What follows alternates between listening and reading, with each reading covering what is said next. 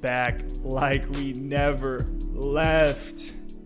Y'all know what it is. Double Move Sports. As always, I'm Stef Albiero. I'm here with the fantasy phenom, my partner in crime, my guy, Alex Lott. Say what's up to the people. What is up, guys? I know the season is over, which means one, it's playoff time if you're watching, here right after week 17 when we're recording, but two, it's Dynasty time. So we're getting into an awesome Dynasty mock draft for 2021 startup draft. It's going to be Superflex, 2 running back, 2 receiver, and a tight end spot along with a regular position. So I'm super hyped to get into it, hyped to get into some of these Dynasty values. Things are ever changing. Especially here at the end of the season as we look forward to 2021. So, man, this one's going to be fun.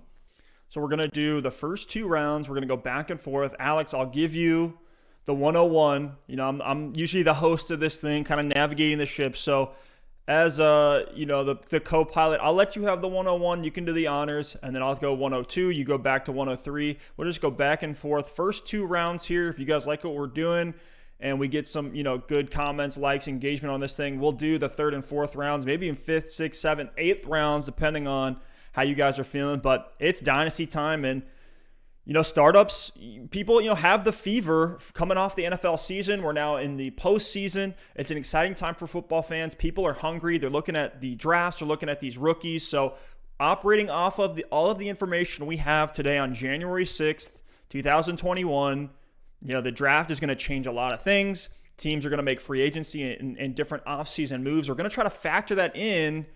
So, for example, like, Michael Thomas, we might lower his value a bit with some of the questions that Drew Brees may be retiring after this season. But, Alex, let's jump into it here. Essentially, guys, you can think of this as our, top 24 rankings in Dynasty. This is going to be a super flex draft. So quarterback, 2 running backs, 2 wide receivers, a tight end, a flex, and then another quarterback or super flex spot. So that can be QB, wide receiver, running back, tight end, really any position. So Alex, again, I'll kick it off to you. I'm going to hit begin draft here. Any hot takes coming out for you at the 101, or is this going to just be lock button Patrick Mahomes? Nothing crazy, but I think it's important to call out people that are used to redraft and not playing Superflex or not used to playing Dynasty. The hardest thing to get at first is figuring out in Superflex leagues where to value quarterbacks, because a lot of people have the late QB strategy in redraft leagues because of value above replacement. But when there's a Superflex, most teams are going to be starting 2 quarterbacks every week. So the value goes up and quarterbacks have more longevity. So the value goes up yet again. So with the 101, this one's chalk. I'm going to go ahead and lock in Patrick Mahomes. The reason for that pick is simple. In Dynasty, you want both production now. It's always this battle between production now and between longevity. And Patrick Mahomes has both. He has the upside as well. We know he's the number 1 quarterback in the NFL right now. He gives you an incredible upside, not only on a season-long basis, but each and every week. If Patrick Mahomes went for, 550 yards and 7 touchdowns, I don't think any of us would be that shocked, even though it would be an incredible game. So Mahomes has quite a runway in front of him with Andy Reid as the coach, with elite weapons around him, with what he's doing on the field. And, he's going to be the best quarterback in the NFL for, barring injury, for probably the next 3 to 5 years. Past that, he's going to continue to be a very solid asset in your lineup. So that's an easy one for me. Patrick Mahomes at the 101, just going with the safe pick right off the bat.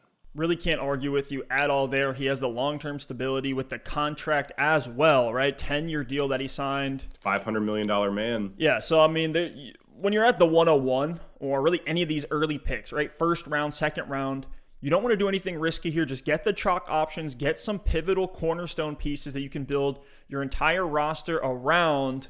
And in Superflex too, I know a lot of the guys who watch our stuff are more redraft players. It's really what we focused on this season.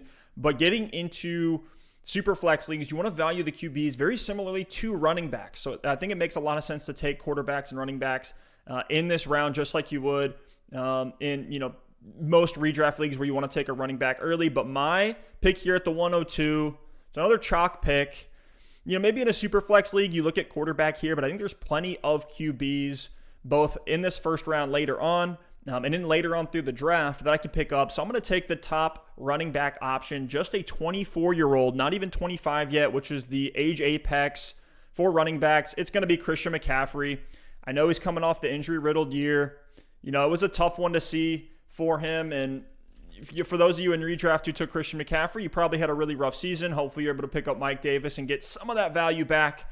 But assuming he's back, healthy, ready to go, he's so utilized in this offense. He's one of the best running backs in the league. He's efficient. The volume's there.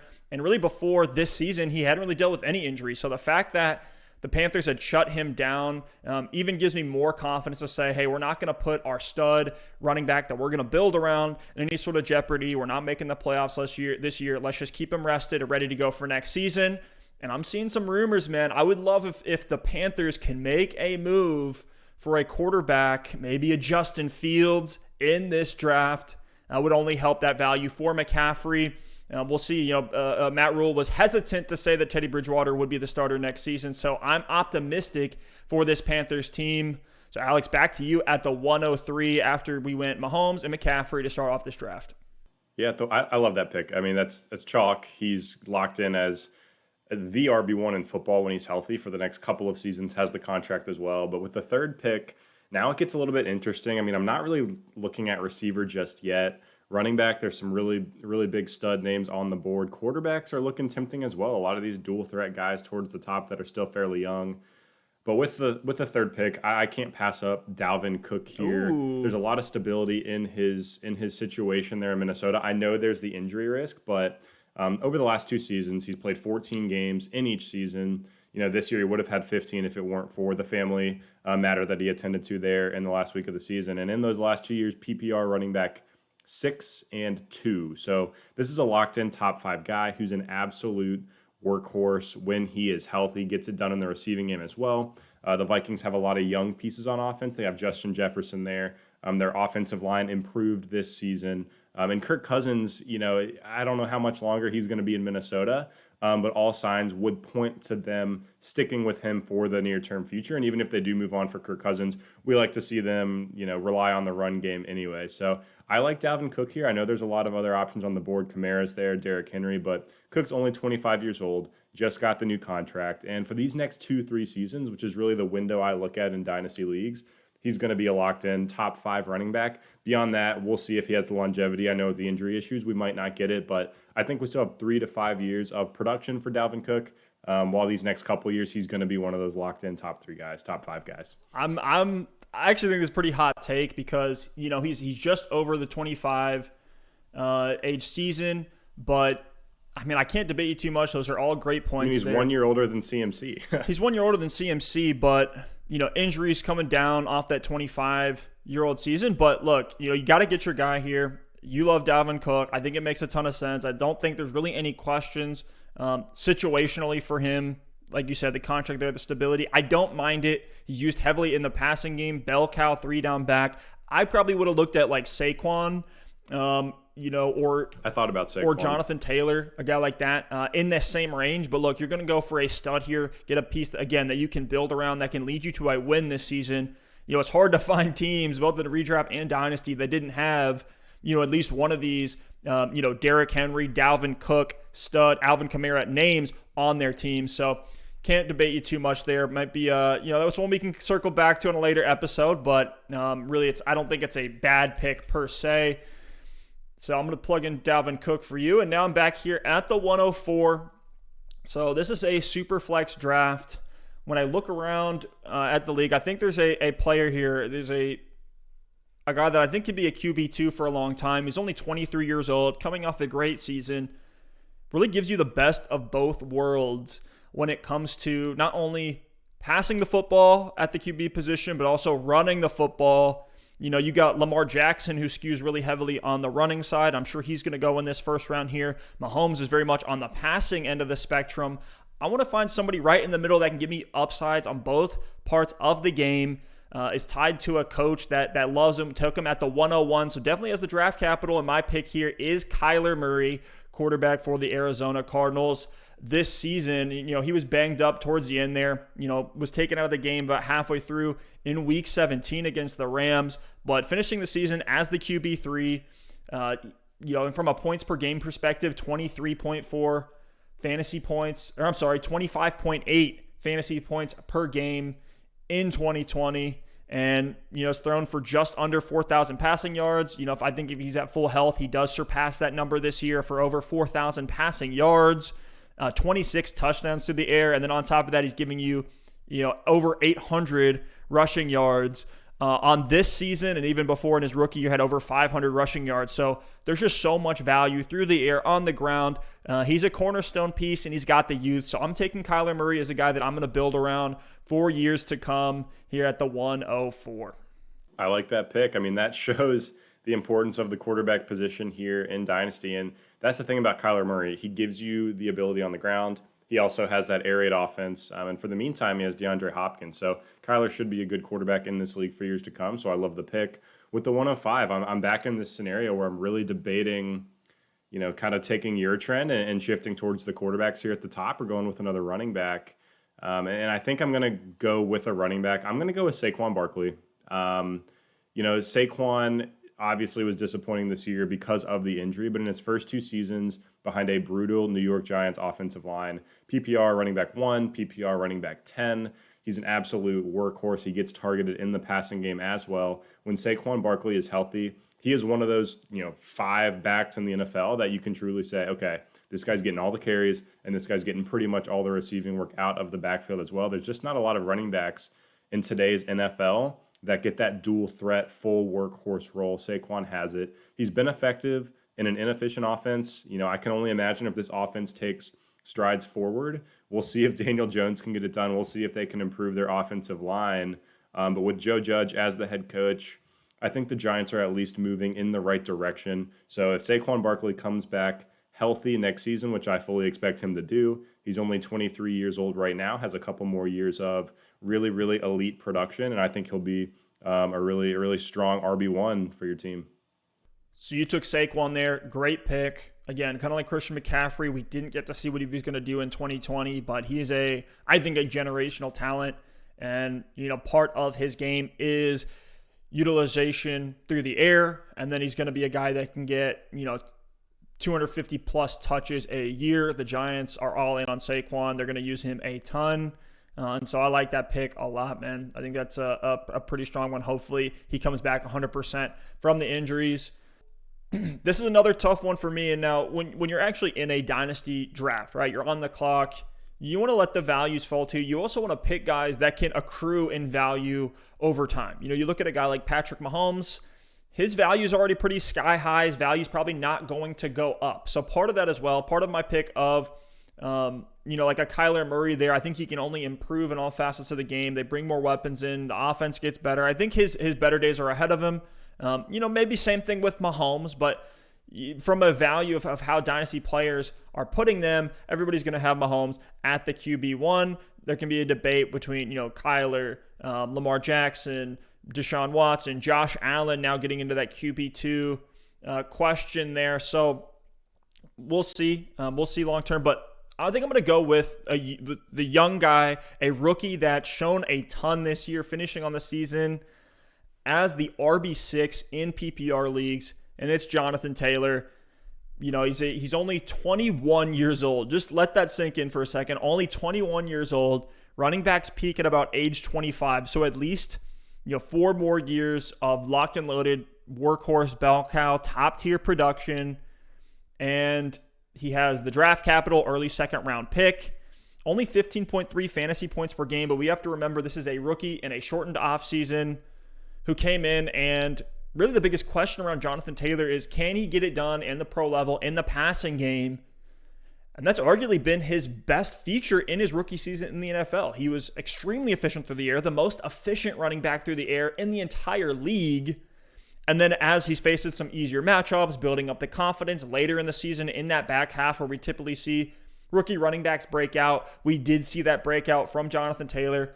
Granted, it was against the teams like the Jacksonville Jaguars, the Houston Texans, the Vegas Raiders, but nonetheless, when you have a guy putting up numbers on bad teams, that's all you need to see. That's what they're supposed to be doing in those matchups. So I'm not going to discredit the good production even against some soft run defenses. And so I'm locking in Jonathan Taylor here as a running back that I'm going to be able to build around.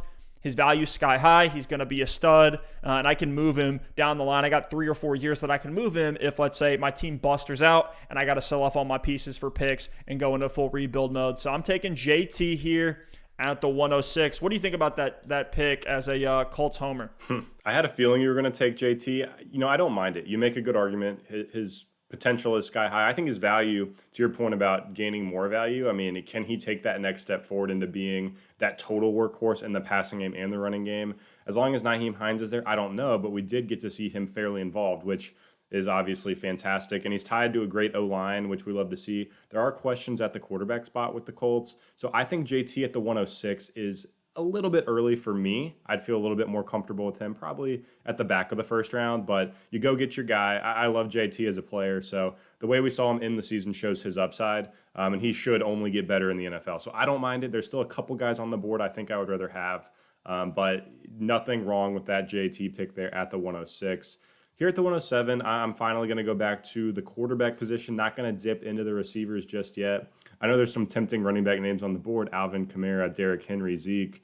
And when we pick them later on, we'll talk a little bit about why they're falling. And it all goes back to your point of you want players that are increasing in value. I know, at the start, CMC, Dalvin Cook, those guys are already at the peak of their value. But at some point, you have to choose, am I trying to win now? Am I trying to build a young roster that's going to continue to ascend? Or am I going to start out in a rebuild? So there's a fit for every player. On this dynasty draft board, but I'm going to go to the quarterback spot. I'm going with Lamar Jackson. Nice. We know what he can do. We know what his upside is. Back-to-back 1,000-yard seasons at the quarterback spot is incredible. That tells the story. If you get a running back that rushes for 1,000 yards, 5 touchdowns, that's a pretty solid year for a running back, a really solid year. And at the quarterback spot, Lamar is back-to-back over 1,000 yards with 7 touchdowns in each of the seasons. Add on the passing work as well, and he just gives you an incredibly high floor and the most upside, I think, of any quarterback. Yes, Mahomes could go out and throw for 500 yards and 6 touchdowns and add some rushing ability, but if Lamar ever has a game where he breaks off a couple big runs, gets like a 200-yard rushing game with a couple touchdowns and adds some passing to that as well, those are the kind of games that we've never seen before at the quarterback position. Maybe Michael Vick, when he had that 55-point game back with the Eagles, is the only time we've seen it. So Lamar Jackson gives you upside. He's only 23 years old. He's only going to continue to get better as a passer. And Steph, you just made a video. It's on our channel. Go check it out. Why Lamar Jackson needs a stud wide receiver one, like an Allen Robinson, a Kenny Galladay. So if Lamar does get one of those true wide receiver ones, I think we're going to continue to see him take incredible steps forward. You look at Kyler with DeAndre Hopkins. You look at Josh Allen with Stephon Diggs. So you look at Justin Herbert, even having Keenan Allen in that offense, they all have true alpha wide receiver ones. If the Ravens are able to do that for Lamar Jackson, I think it just skyrockets his value even more. But as is, he's a super safe, solid pick who's going to be a valuable asset for years to come. So Lamar Jackson here at the 107, locking in a good dual threat young quarterback. Yeah, Lamar was going to be my pick too. And I remember going into startups or even just Superflex redraft leagues last year, the top 4 picks, you weren't getting past that 4th pick without Lamar Jackson being taken off the board. And so by all accounts, for Lamar Jackson, this was a down year for this guy. And he still had over 1,000 rushing yards, 26 touchdowns, almost 3,000 passing yards as well, and even missed some games in here. Yes, he finishes the QB 10. Again, this was a down year. He did have some rough games in there. His efficiency definitely decreased as a passer. I think all of us thought that was bound to happen after the incredibly efficient season that he had in 2019. But if he regresses at all to that 2019 season, you're going to be so happy with this pick. And I don't see any reason, just based on how things are going right now, of why Lamar Jackson wouldn't be able to hit 1,000 yards again next season with an offense totally built around his abilities as a rusher. And he's just an incredible talent with that skill. So love that pick there, man. And I'm going to stay at the QB spot. I'm going to go with another young, developing QB who took a massive step this year. And you can kind of tell now, after Patrick Mahomes, it gets into quarterbacks that have a rushing ability, a mobile skill set. Those guys are so valuable. They're a cheat code at the position, especially in a super flex league. And these are young guys you can build around. We know the volume's going to be there because their quarterbacks are touching the ball every time that a snap is taken from that team. And so my guy, kind of in the same vein of Kyler Murray and Lamar Jackson, is Josh Allen. With the incredible season that he's had here in 2019, his improvement as a passer, both with the accuracy, the changes that the Bills have made in their play calling. He's passing the ball a ton now. The Bills essentially abandoned the run game completely once they realized Devin Singletary and Zach Moss aren't going to cut it. And Josh Allen's been able to sustain that super high passing volume while remaining just as efficient as he was as a rusher on the ground. Still had 8 touchdowns on the ground, 420 rushing yards this year, over 100 rushing attempts.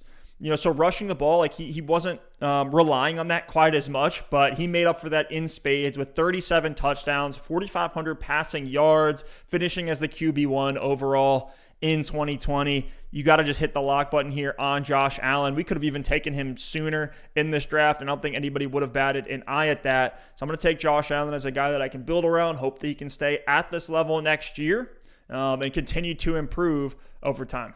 I love it. I mean, at least 8 rushing touchdowns in each of his first 3 seasons. He's only going to continue to get better, too. We saw what he did with Stephon Diggs. You're not going wrong with that Josh Allen pick.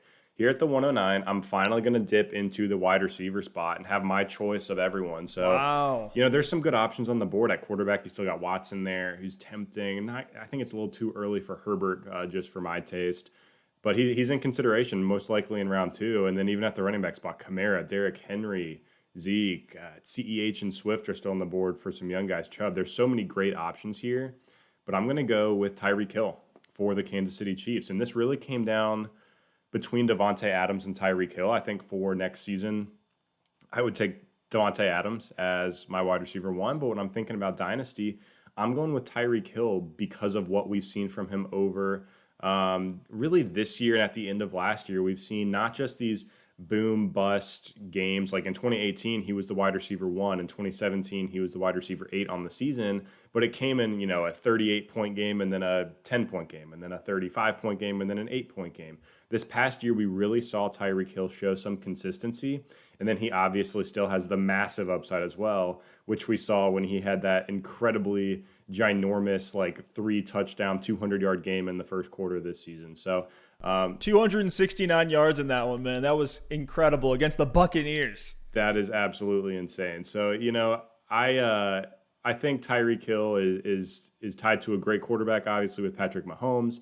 He's still young. The reason I took him over Adams is because he's 2 years younger, and he's tied to the good quarterback. There's just so many question marks with Adams' long-term future. And for Hill, I think you're getting a locked-in, proven stud with upside for the next several seasons. So because of that, I think his value is going to continue to stay the same or even increase here over the next season or two.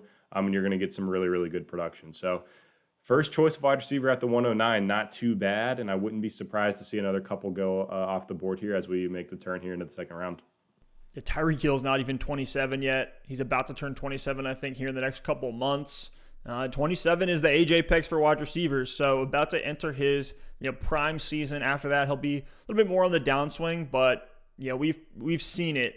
We've seen enough that I think Tyreek Hill, for a lot of people maybe it's a hot take to some. I know there's guys out there that do have Tyreek as their dynasty wide receiver 1. So I don't mind that pick there at all. And what you're seeing, guys, a lot of this comes down to a matter of preference, how we want to build these rosters, how we want to build these teams. And that's the whole, fun part of Dynasty. There's been situations where we've been in a draft and you're realizing about halfway through the draft, first couple rounds in, depending on what players fall to you, that, hey, I'm going to go super wide receiver heavy and then start to deal these guys once we get into the season. Move some of them for picks. Not to say you're entering rebuild from year 1, but saying, look, I'm going to focus on accruing value on my roster and building a team long-term, not taking home the title the first year, and instead, making some moves to build up that team over time and then winning back-to-back championships in a dynasty league. So there's so many different ways that you can take it. That's why we love doing these type of drafts. I love hearing your thought process behind a lot of these picks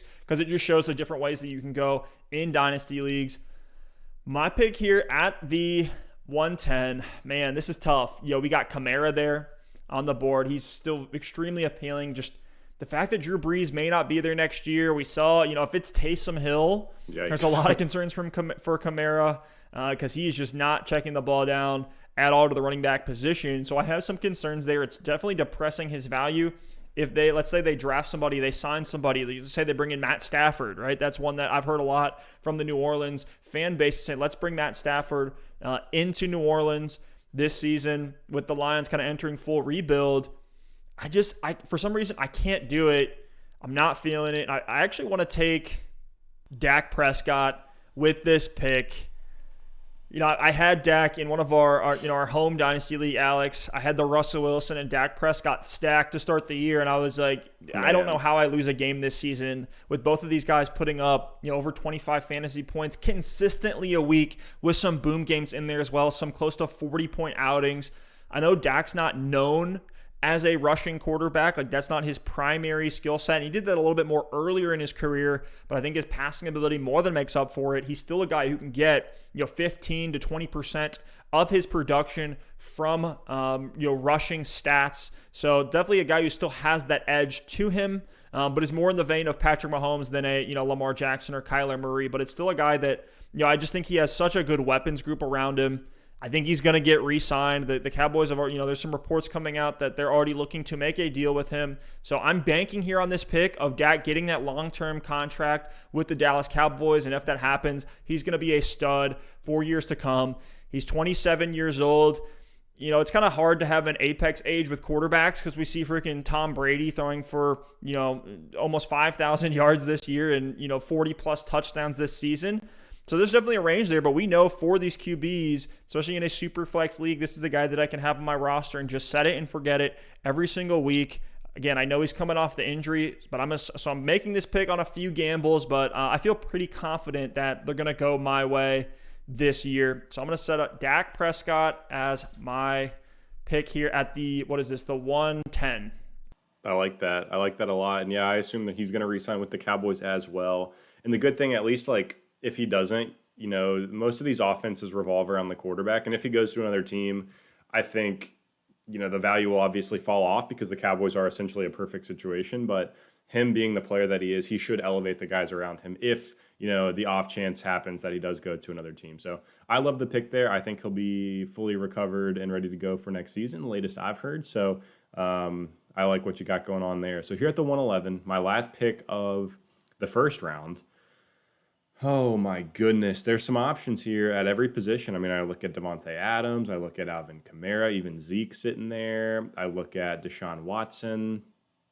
And just based on some of these quarterbacks that have gone off the board, I'm going to go with Desean Watson. And it's honestly because of something I learned this season about the quarterback position in Superflex leagues. And it's, I was getting crushed in our home league, Stef, each and every week by teams with better quarterbacks than me. I had a stacked lineup like Adams, Hopkins, Allen Robinson, Eckler, Joe Mixon, who battled some injuries. But I didn't have the upside of some of the other teams in our league because I looked at teams like you, and you had Dak Prescott and Russell Wilson for a while, just putting up 30 points apiece each and every week. There was another team in our league that had Kyler Murray on their roster, and I don't remember who their other quarterback was. I think it was like Kyler Murray and Aaron Rodgers or something like that. Guys just going nuclear each and every week. So kind of a theory that I've crafted in Dynasty is I want to have at least one quarterback with that huge upside. There's plenty of guys I can use at that super flex spot, kind of like a rotational spot. You think of the Bakers, the Matt Staffords, the Jared Goffs, kind of what you would consider streamers in a redraft league. I'm starting to look at my second superflex or my second quarterback or my superflex spot as more of a streamer position. But I really want a stud quarterback at the top. So that's why I'm going with Desean Watson here, only 25 years old. He's been the quarterback 3 seasons in a row. So this is someone who is going to finish towards the top. He's got that rushing baseline that we love to see. And what's really remarkable about what he did in Houston this past season is he didn't have DeAndre Hopkins. He lost Will Fuller, halfway through the season because of that suspension. And Desean Watson still found a way to get things done. This is the highest scoring fantasy football season he's had to date in his career. If he gets Will Fuller back next season, if they re-sign him, I know he will start out, I think, with a couple more games of his suspension. But if they're able to re-sign him, they'll have Brandon Cooks back. They'll have a new coaching staff that should elevate his game instead of Bill O'Brien. So Desean Watson's got a bright future. He's done incredible things on his own without much help. So if he gets a better situation moving forward, it's only going to propel his game. So I'm locking in that stud quarterback here in Desean Watson, because once you get past those proven commodities at the quarterback spot with upside, with the rushing ability, it gets really, really hard to compete for upside each and every week in Dynasty leagues. And that list is running down of who's available. I mean, I look at other quarterbacks on the board. Last couple guys that really have that rushing upside are like Russell Wilson. You could throw like Justin Herbert, Joe Burrow in there.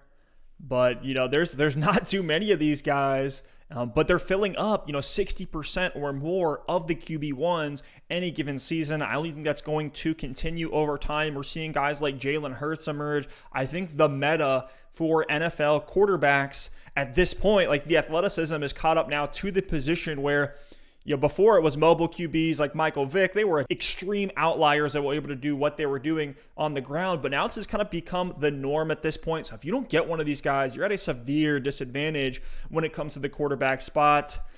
With all that said, though, I'm going to hold off on a Russell Wilson or Justin Herbert, and I'm going to go with Alvin Kamara here. There's no way we can let Kamara slip outside of the first round. We've seen what his upside is. We know he's a proven stud. He's been putting on a clinic essentially for the last, really his entire career. Broke out in 2017, and then it's had 4 years of being, in the top 10 at least at the quarterback position. Did have a down year with the high ankle sprain and all of that. So even, putting that injury discount on there for that season, this guy has been a perennial top 5, I'm going to say, running back. We know he can do it through the air. That's the guys that you want in this league are the ones who are going to get it on the ground, get it through the air. He's tied to the Saints, Sean Payton, great offense. The only question there is just Drew Brees and what happens with that QB position. It's not the end of the world. If his targets do, take a downtick somewhat, which I am expecting, even if Drew Brees is back, because, Kamara was seeing like 11 targets a game. He was getting the targets that were supposed to go to Michael Thomas last season. So I think there was some inflation there in that metric, but still definitely a guy who's super efficient, used everywhere. I'm going to lock in Kamara with this pick. He has a long-term contract that he just got at the start of 2020, so no doubts about that. I like the pick, and yeah, with the concerns, it is terrifying to know that there's a possibility Taysom Hill is the quarterback next season, but I think Sean Payton will use his best judgment and have a real NFL quarterback back there. But we'll see. Shots fired. What happens. But with Kamara, shots fired. Yeah. I had Kamara this year in one of our big home leagues, and Taysom Hill hurt me pretty badly down the stretch. But I like Kamara a lot. I think his talent is incredible. The PPR, receiving ability sets him apart from really any other running back in that tier besides maybe Christian McCaffrey. So I love the pick. But and guy has a nose for the end zone too. Nose for the end zone, right? 16 touchdowns this year. Other seasons where he's had 14 touchdowns, like, he's going to get that touchdown volume no matter what. Absolutely. So here in round 2, you said it at the quarterback spot. I feel like we've gotten through what I would consider my first couple tiers. I think Patrick Mahomes is in a tier of his own. And then I honestly think Kyler, Lamar, Josh Allen, Dak, and Watson are kind of that tier 2, rank them how you will. And I think there's a tier break there. And I think there are still some really good values here at the running back spot, at the receiver spot. Devante Adams is tempting, but I'm actually going to hold off for now and go with another running back because, Steph, we talked about it earlier this week. Running backs in Dynasty are hard to come by. We're looking around our leagues and we're like, dang, there's a lot of teams that are running back needy. They're just very, very hard to find. So I'm going to go ahead and lock in a stud running back here. I know this team in our draft just took Kamara, so they're going to be pretty set with this guy, but it's Ezekiel Elliott for the Dallas Cowboys. He's still only 25 years old. And I know he had a disappointing season this year, but guess what? He had a disappointing season this year without Dak Prescott, with a dysfunctional offense. He was battling injuries, and he still finished as the running back 9 in PPR formats. So I don't know anyone who can have a disappointing season and still be a top 10 back except Ezekiel Elliott. So I'm going to lock him in, I think, with Dak back, with some offensive linemen getting healthy again in 2021. Zeke is going to be back to his workhorse self, even if Tony Pollard gets mixed in here and there. He's involved in the receiving game as well, and he has a nose for the end zone. So, Ezekiel Elliott is as safe as they come at the running back spot, and he should continue to eat in 2021. And if you're in current leagues right now, I would actually send out some buy low offers on Zeke. People are very disappointed with his season because of what the perception was, and I think he is a big buy low candidate right now.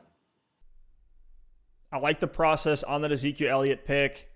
He's definitely going to be discounted, but it's crazy to me that he's only 25 years old. He has been a generational guy. Since he came into the league, was super hyped up, was incredible in college. So, you're just going to say, look, great players are going to be great. I think he's one of the last guys. Maybe Derrick Henry, if we're just taking the age component out of it, is the last true stud, full-time workhorse running back, just based on what we saw in 2020. Maybe there's a few other guys sprinkled in there, but I'm going to go with a guy that has even additional value than where a lot of people would put him, just because of the age and what he's shown in his first season. I love the skill set. I love the profile, and it's J.K. Dobbins here at the 202 spot in this draft. Dobbins checked all the boxes as a rookie. I know we got off to the slow start because Mark Ingram was in there getting 7 to 12 carries a game. Now those have shifted over to J.K. Dobbins. I think they're going to let Ingram walk in the offseason. He's been a healthy scratch in the last couple of weeks of 2020. So I think this is J.K. Dobbins' ability. He's going to have a potential, a non-zero chance to get the keys to the kingdom in this offense with Gus Edwards being a free agent.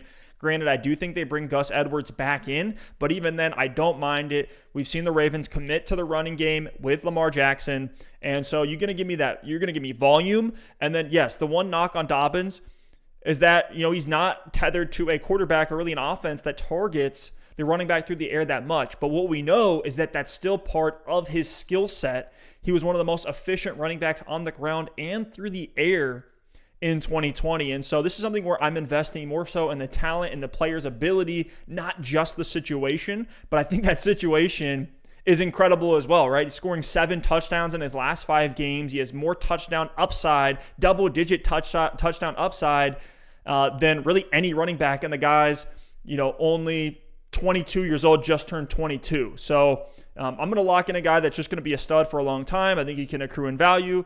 I think he's going to be locked in for a very long time in this situation and with his ability in a great offense. So Dobbins is my picker at the 202. Alex, back to you for the 203.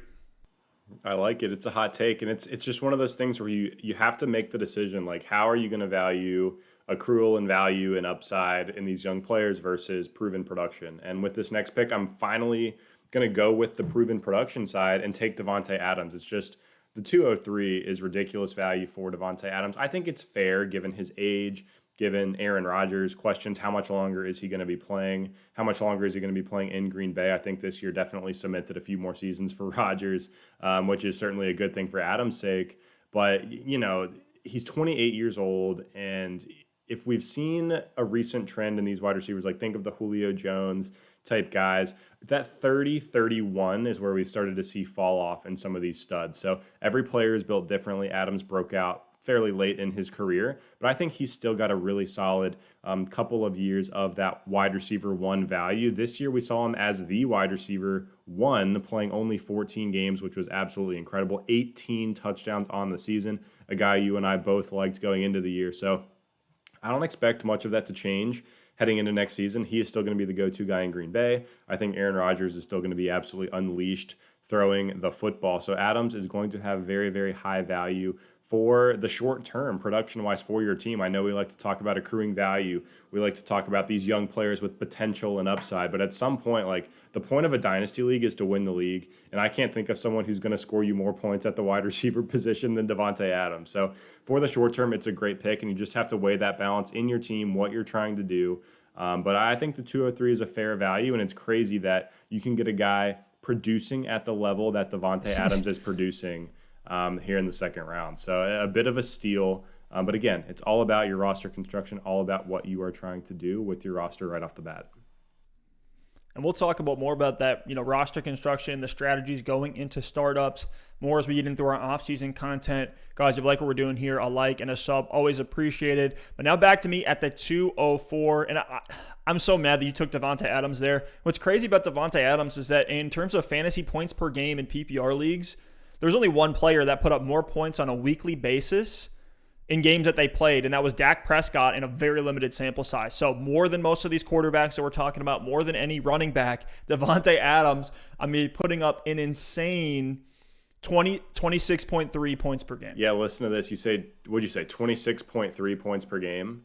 Yep. You remember Michael Thomas's incredible record-breaking season that was never going to be replicated last year? 23.4 fantasy points per game. So Wow. different types of players, Adams with the touchdown upside, Thomas more of a reception guy, slant boy as we like to call him. But that just shows how good Adams was. Better on a points per game basis than Thomas was last year. So in this draft, guys, we're not putting together, purely like the roster construction, right? Knowing that I have Tyreek Hill here, that may impact my pick. Maybe, again, this is a great pick because I'm going to go with Russell Wilson to complement Tyreek Hill, but I'm not looking at it that way. I'm just kind of going through who are the top 24 best available players in a startup, guys I want to build a team around.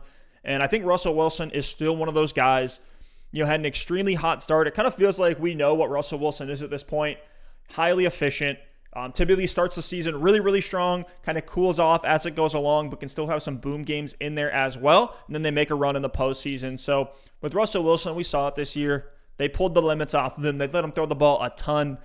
I would imagine with how good their season has been, especially entering the postseason now, like if they make it to the NFC divisional round or even get to the Super Bowl, win a Super Bowl, there's no reason that they're going to change what they're doing, letting Russell Wilson throw so much on first and second down. I believe, I'll have to spot check this later on, but we've talked about it before. At the beginning of the season, at least, Russell Wilson was throwing the ball most often in the league on first and second down. So got to love when they pull the restraints off, we saw the efficiency finally meet the volume. Had an incredible season from Russell Wilson, was a tremendous value in drafts. And so I'm going to lock him in here at the 204.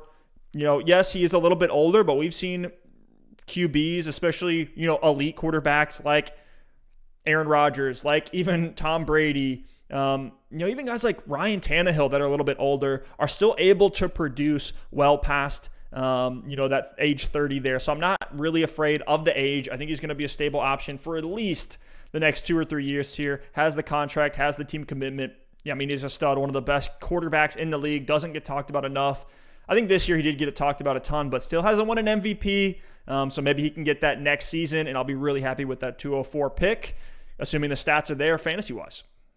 Yeah, that's an interesting pick just because he is 32 years old. I don't mind the pick because he is such a proven stud. Like, exactly what you're getting. You're getting a stable quarterback who has the rushing upside and, and the rushing floor, I should say, more of the case with Russell Wilson. But I think in this range, you're starting to get into that, Justin Herbert territory where it's like, okay, Justin Herbert just had a phenomenal season as a rookie. He's 9 years younger than Russell Wilson. So at what point do you trade off the production and what you're getting from Russell Wilson with that upside in Justin Herbert, even though he's less proven? So interesting pick there. I like the pick. I don't mind the pick at all. And, I'm not going to go ahead and take Justin Herbert here. There's just too many other values on the board. But in this quarterback tier, it gets really, really interesting with what kind of things you value. So with my pick, I am – this is so hard. I just see Derrick Henry, staring me in the face there, and I feel like he's about to just run out of my closet and stiff arm me to the ground. But I'm not gonna pick him yet. Oh, or am I? I don't know. Okay, I'm just gonna pick Derrick Henry. I know he's 27 years old, but at some point you just have to step off the gas with all the analytics. You got to step off the gas with 25 is the running back's apex of production, because what we've been seeing Derrick Henry do over the past several seasons is incredible. 2 years ago, 1,500 yards, 16 touchdowns as the rushing champ. This year, 2,000 yards, 17 touchdowns as the rushing champ.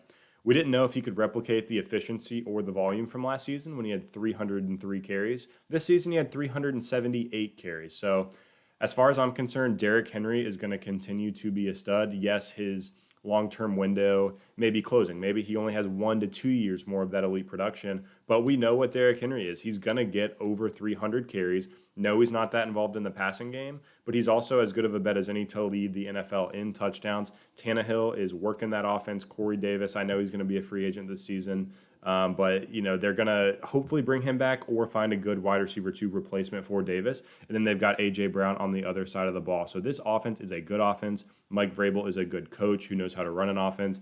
And Derrick Henry is still the centerpiece. So, Tannehill has done nothing but raise Derrick Henry's value. And as long as he's getting 300 to 350 carries with that touchdown upside, I think the production he's going to give you is just too much to pass up here at the 205, even if his window is a little bit smaller than these other guys.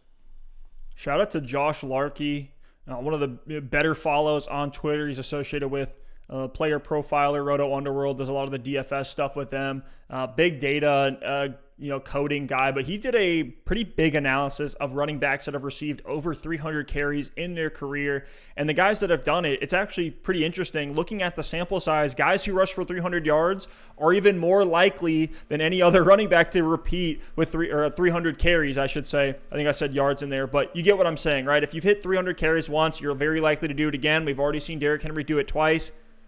Guy's just generational. Like, just looking at like physique, production, all of it. This guy is an outlier, so we can't associate the same process and values to, a normal running back to Derrick Henry. Guy's just incredible. He's insane. Names of other players who have gone over 300 carries multiple seasons this late in their career would be guys like Eddie George, Tiki Barber, LaDainian Tomlinson, generational talent, stud running backs. And you'd be pretty sad right now. Or Sean Alexander's another one, but you'd be pretty sad right now if you didn't select Derrick Henry, or if you sold Derrick Henry in a trade, and then you miss out on 2 or 3 more years of what he's already been doing. A lot of people probably did it last offseason thinking the same thing, and look at what he did this year.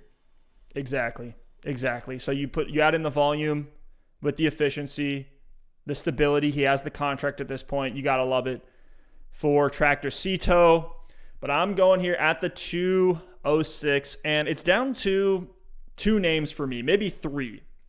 It's DeAndre Swift, it's Justin Herbert, and it's DK Metcalf. And I think just from where we're at today, the Chargers moving on from Anthony Lynn, they have some questions at the wide receiver 2 spot with Mike Williams as a free agent. But I think with just what we've seen as a rookie from Justin Herbert, even without some of the weapons that he's had with Keenan Allen missing time, Mike Williams missing time, like this kid is just... what he's doing as a rookie is insane. He's probably going to be offensive rookie of the year over, James Robinson, which hurts to say with how incredible Robinson's season was. But for Justin Herbert, man, it's wheels up for him. To see what he was able to do in his first year in the NFL, not a hyped up prospect. We all, I think everybody thought he was good. He definitely got the draft capital that should have told us from the team that he was good. But as soon as he was given that opportunity, he's just taken it and ran with it, throwing to guys like Jalen Guyton, practice squad names, Tyron Johnson, guys we've never even heard of, and he's just balling out, totally dominated this year, not even 23 years old yet. So I'm locking in Justin Herbert, and as hopefully a piece that can continue to improve over time, keep balling out here and be a cornerstone for my team. Not much else to add about that pick. I mean, it's clear as day, like Justin Herbert, absolute stud.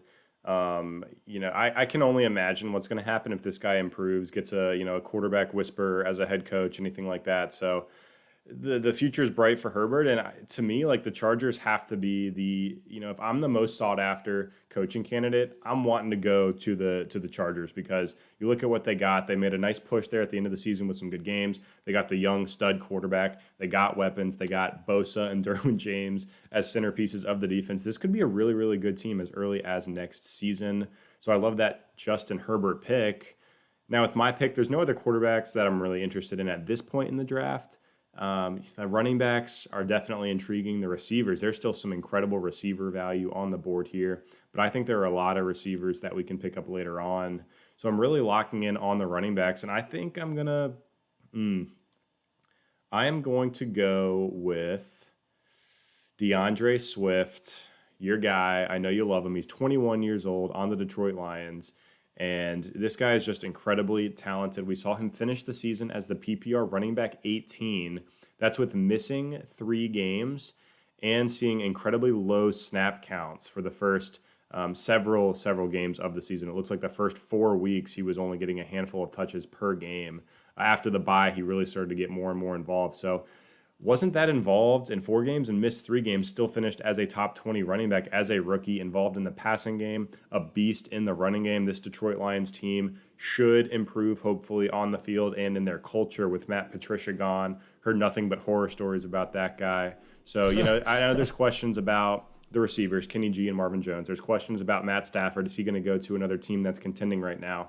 Regardless, I think DeAndre Swift is a stud of a player. And in a season where the Detroit Lions weren't necessarily great, he still had a very productive and in a rookie season where he showed improvements on the field throughout. So I think the future is bright for DeAndre Swift. Again, the 21 years old, piece of his profile is obviously very important as well. I think he's going to continue to ascend in this offense. His involvement in the receiving game was nice to see as well. Came a long way since dropping that game-winning touchdown in week 1 there in his rookie season. Sorry to bring it up, DeAndre, but this is a guy who can do it all. So, yeah, DeAndre Swift, I feel great about it. Was thinking about guys like Nick Chubb here, even at the wide receiver spot, guys like DeAndre Hopkins, Michael Thomas, but the age factor here for DeAndre Swift just took him over the top. Yeah, don't forget about guys like, Antonio Gibson, Miles Sanders, CEH as well. Was sitting there. CEH, well, I would put him a little bit lower, but I think that's one for another topic that we get into. This just get me even more hyped for this offseason content, all the Dynasty work that we're going to put in here, and just draft season narratives going into the offseason. So down to our last couple picks here. I'm here at the 208. You just took DeAndre Swift. That definitely would have been my pick. I said when I took Justin Herbert, it's Herbert, Swift, and DK Metcalf. So DK Metcalf's the last man standing of that group. To see what he's doing is in just his second year, had a great rookie season as well. We see the physique upside. Guy's just a freaking monster out there on the field.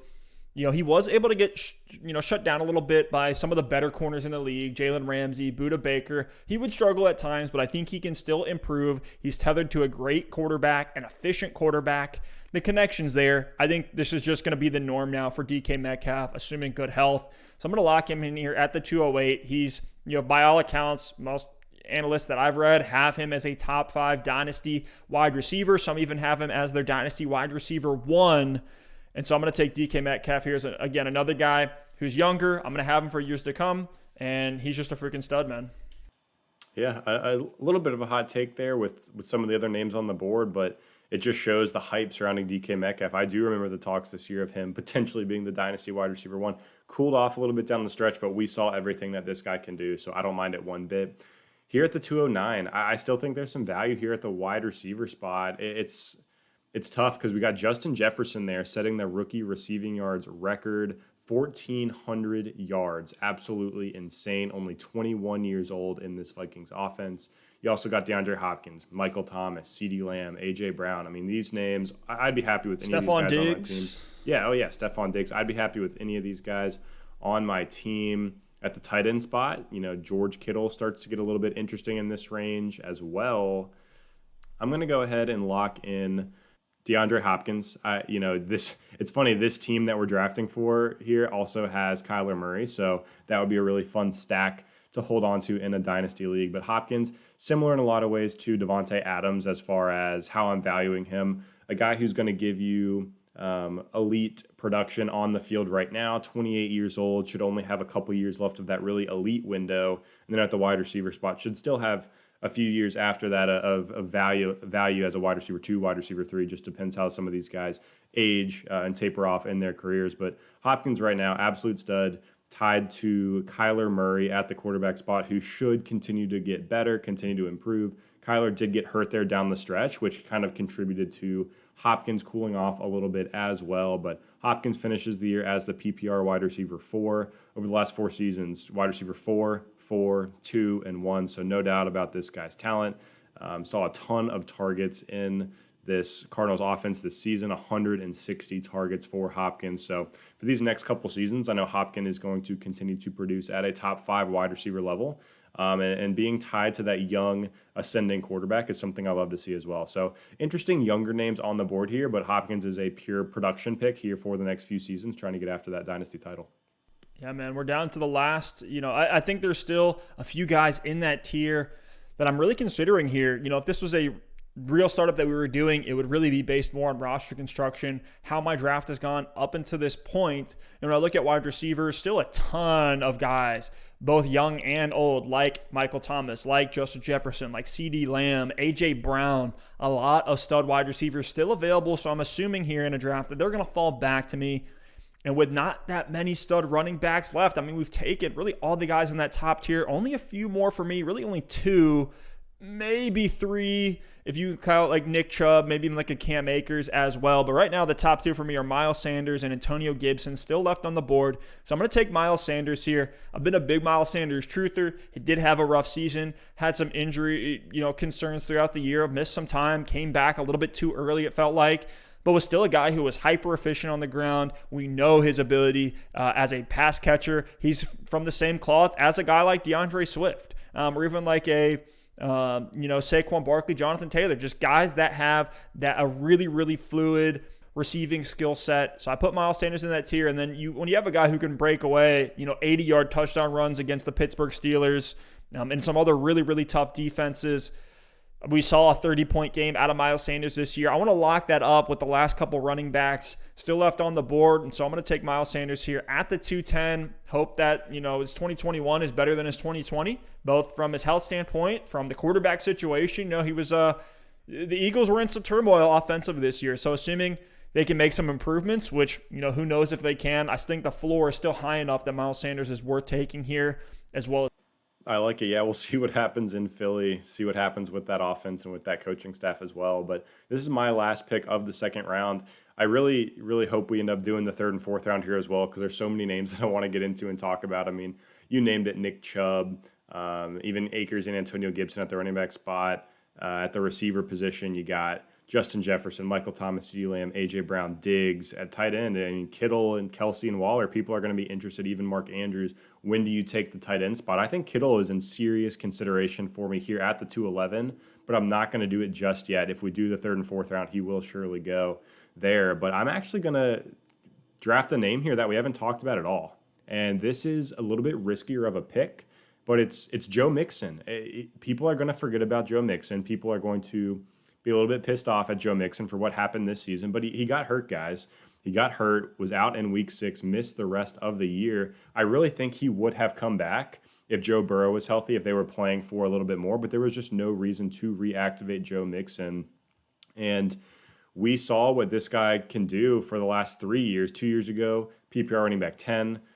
2 years ago, PPR running back 13. So he has a good track record. And with this Bengals team that brought in Joe Burrow, the offense was going to improve, and it did this past season when Burrow was healthy. There was a lot of optimism around Joe Mixon and his talent. I know those first few weeks were a little bit frustrating at times with Giovanni Bernard getting involved in the passing game and things like that, but Mixon was rock solid in those games, even at a 42-point outburst when he had 150 yards and 2 touchdowns on the ground and a receiving touchdown. So, Joe Mixon, looking forward, he's only 24 years old. He has the potential to be a workhorse back with groundwork and work in the receiving game.